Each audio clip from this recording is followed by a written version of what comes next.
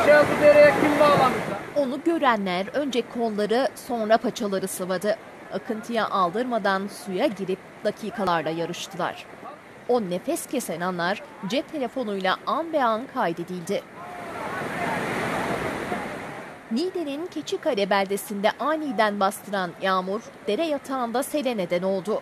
O sırada orada otlayan eşek sele kapıldı, suda metrelerce sürüklendi. Bir süre sonra boynundaki ipin ucu derede takıldı. Eşek de suyun ortasında kala kaldı.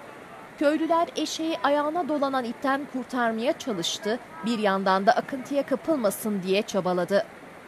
Ve o çaba bir süre sonra sonuç verdi. Eşek sağ salim sudan çıkarıldı.